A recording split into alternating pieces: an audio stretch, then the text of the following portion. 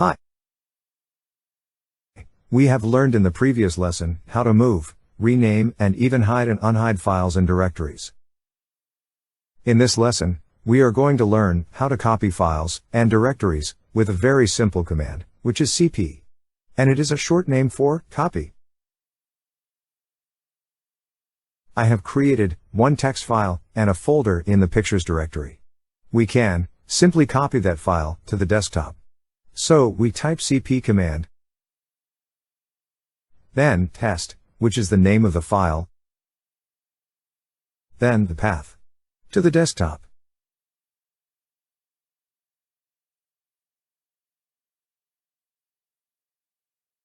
Now we have a copy from the original file on the desktop. And when it comes to copy folders, we just need to add -r. Okay? Let's do it again by copying the folder to the desktop. cp,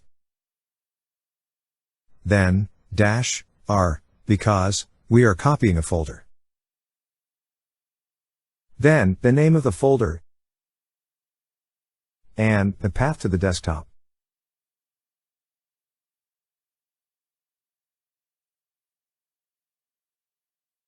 Now we have a copy from the file and the folder on the desktop.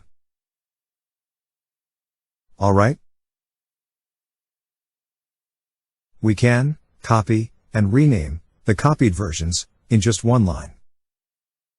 We can copy the test file and specify the new name. We type cp, then the name of the original file, which is test, then the name of the new file. Now we have a copy from the test file to the new file, which is test123. We can do the same with the folders as well, just by adding -r. With cp command, we can copy any folder and file to any folder in the system as far as this user has access to those folders. That is all about the cp command. If you have any questions, please ask us in the Q&A section. Thanks.